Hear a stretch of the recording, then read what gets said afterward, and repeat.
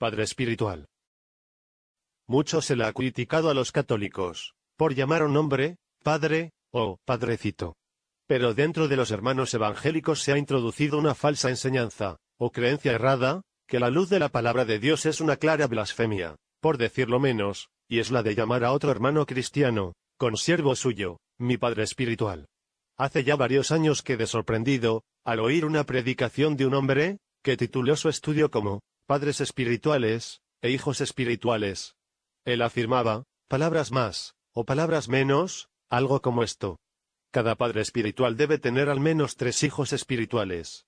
Puso como ejemplo que Jesús tenía como sus hijos espirituales a Jacob, a Pedro y a Juan. Según él, Pablo el apóstol, tuvo como hijos espirituales a Timoteo, a Onésimo y a Tito. Él llegó a esa conclusión valiéndose de versículos como estos: Te ruego por mi hijo Onésimo, a quien engendré en mis prisiones. Filemón, verso 10. A Tito, verdadero hijo en la común fe, gracia, misericordia y paz, de Dios Padre y del Señor Jesucristo nuestro Salvador. Tito 1, 4. A Timoteo, amado hijo, gracia, misericordia y paz, de Dios Padre y de Jesucristo nuestro Señor.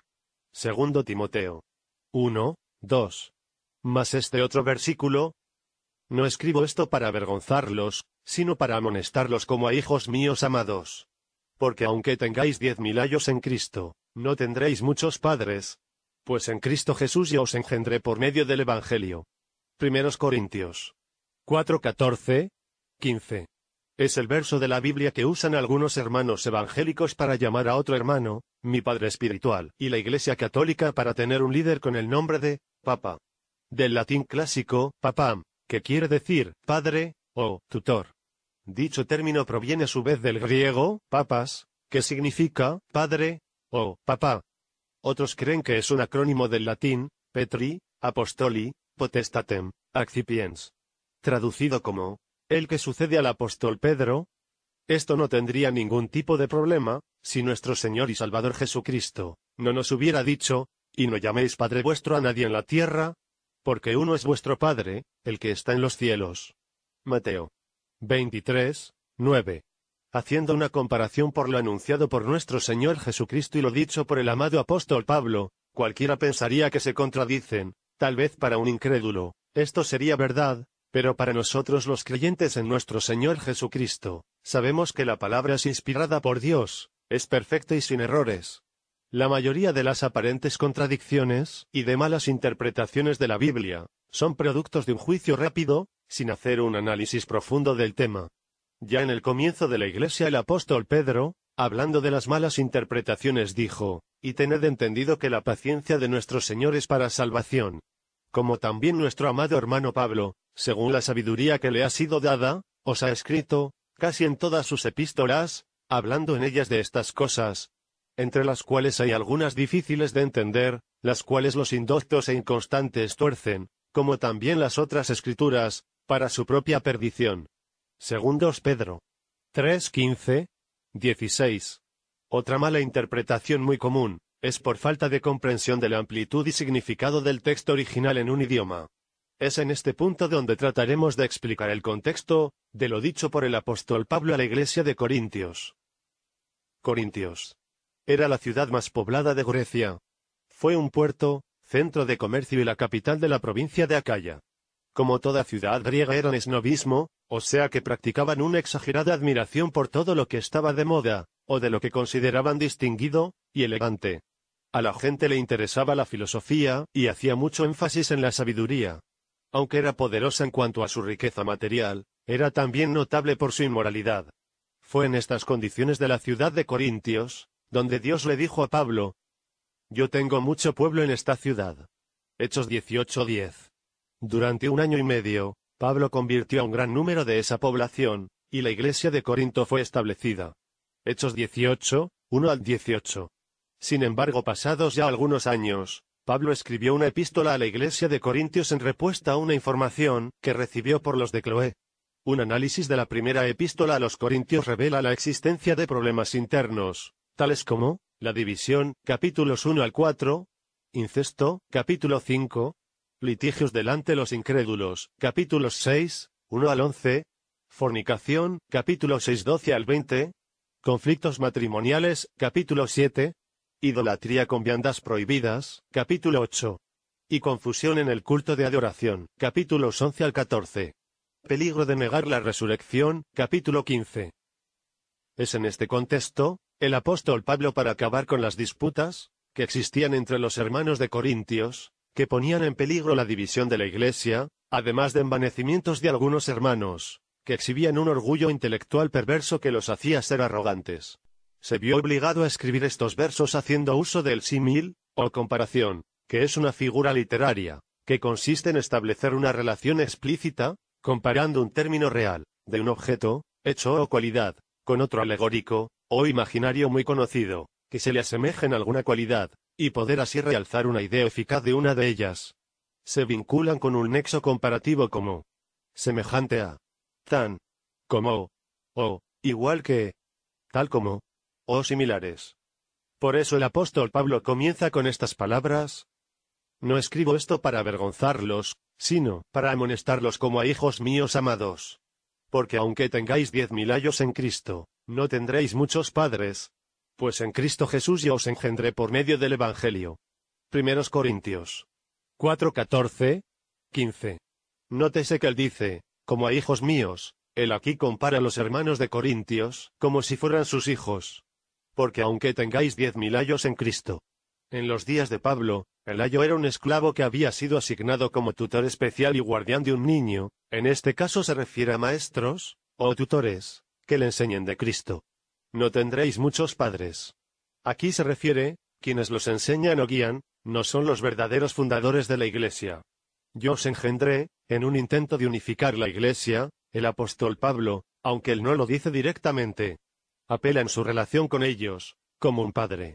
Debido a que Pablo fundó la Iglesia, ellos podrían confiar en que él tenía las mejores intenciones de resolver sus disputas internas.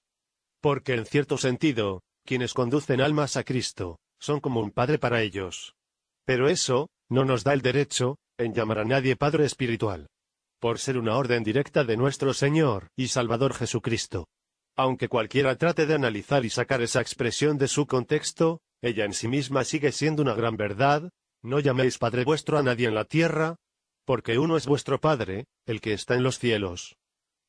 Y él mismo nos advierte lo peligroso de no guardar sus palabras. El que me rechaza, y no recibe mis palabras, tiene quien le juzgue. La palabra que he hablado, ella le juzgará en el día postrero. Juan 12:48. Entonces, ¿qué es para nosotros el apóstol Pablo? Vimos que el apóstol Pablo, para evitar divisiones en la iglesia de Corintios, usó el término Padre como un símil, o comparación, y él mismo así lo confirma.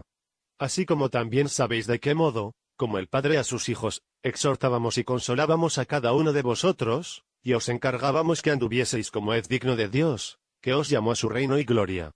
1 Tesalonicenses 2:11, 12.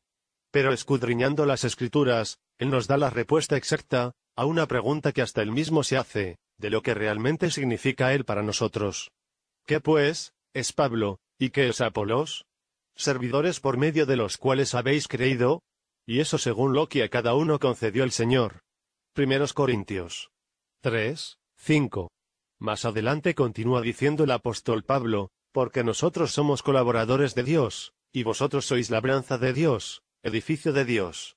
1 Corintios 3, 9. Yo planté, Apolos regó, pero el crecimiento lo ha dado Dios.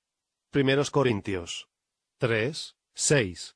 Nuestro Maestro Jesucristo nos dice, así también vosotros, cuando hayáis hecho todo lo que os ha sido ordenado, decid, siervos inútiles somos, pues lo que debíamos hacer, hicimos. Lucas 17:10. Hijos de quién somos. Según la misma palabra, mas a todos los que le recibieron, a los que creen en su nombre, les dio potestad de ser hechos hijos de Dios. Juan 1:12. Pero cuando vino el cumplimiento del tiempo, Dios envió a su Hijo, nacido de mujer y nacido bajo la ley, para que redimiese a los que estaban bajo la ley, a fin de que recibiésemos la adopción de hijos. Y por cuanto sois hijos, Dios envió a vuestros corazones el Espíritu de su Hijo, el cual clama, Abba, Padre. Así que ya no eres esclavo, sino hijo. Y si hijo, también heredero de Dios por medio de Cristo. Gálatas 4, 4 al 7. Porque todos los que son guiados por el Espíritu de Dios, estos son hijos de Dios. Romanos 8, 14. El Espíritu mismo da testimonio a nuestro espíritu de que somos hijos de Dios. Romanos 8, 16. Pues todos sois hijos de Dios por la fe en Cristo Jesús. Gálatas 3, 26. Mirad cuál amor nos ha dado el Padre, para que seamos llamados hijos de Dios.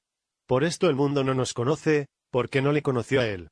Amados, ahora somos hijos de Dios, y aún no se ha manifestado lo que hemos de ser, pero sabemos que cuando Él se manifieste, seremos semejantes a Él, porque le veremos tal como Él es.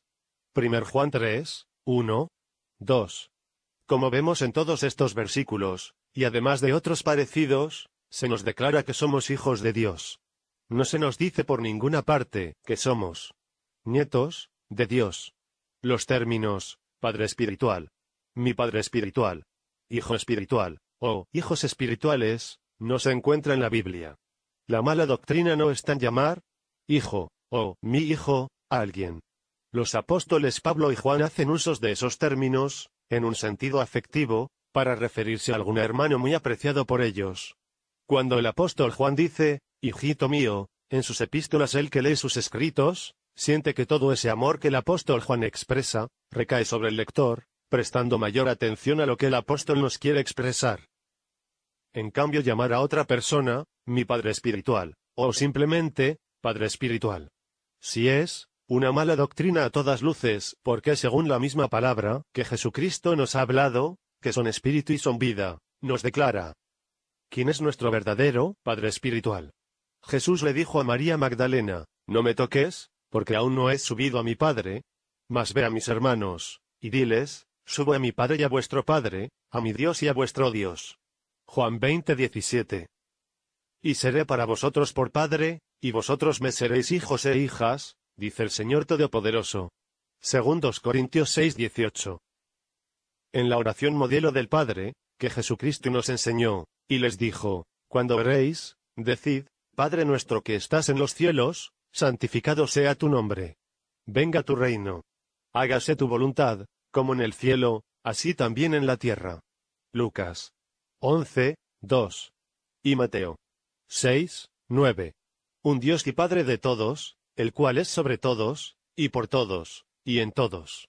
Efesios 4, 6. Entre una de las tantas cosas, por las cuales vino el Hijo de Dios a este mundo, fue para mostrarnos al Padre, porque Él es Espíritu, y muchos no le conocen, ni le han visto, por eso llaman a cualquiera, Padre espiritual. El mismo Señor Jesucristo, nunca se consideró a sí mismo como Padre espiritual de nadie, aunque Él es la palabra, la cual se hizo carne, recordando que las palabras son espíritu, y son vida. Juan 6, 63. Amado hermano, usted que ha recibido a Jesucristo como Señor de su vida, tiene ciertos conocimientos espirituales, y sabe que Dios es espíritu. Entonces, ¿por qué ha de llamar a otro supuesto hermano de la misma fe, Padre espiritual, poniéndolo a la misma altura de nuestro Dios y Padre? Sabiendo que al igual a todo hombre, debe de ser juzgado. Si ambos aceptaron a Jesucristo como su Señor y Salvador y por un solo espíritu fuimos todos bautizados en un cuerpo, sean judíos o griegos, sean esclavos o libres, y a todos se nos dio a beber de un mismo espíritu. 1 Corintios 12, 13. Sí, somos hijos espirituales, pero nuestro amado Padre espiritual es Dios, Padre de nuestro Señor Jesucristo, porque Él es espíritu, así se nos dice en su santa palabra. Mas la hora viene, y ahora es, cuando los verdaderos adoradores adorarán al Padre en espíritu y en verdad, porque también el Padre tales adoradores busca que le adoren. Dios es espíritu, y los que le adoran, en espíritu y en verdad es necesario que adoren. Juan 4, 23, 24. Aunque hay muchos que le gustan que le llamen Padre espiritual, apóstol y hasta maestro. Pero vosotros no queráis que os llamen rabí, porque uno es vuestro maestro, el Cristo, y todos vosotros sois hermanos. Mateo 23, 8. Por otra parte, tuvimos a nuestros padres terrenales que nos disciplinaban, y los venerábamos.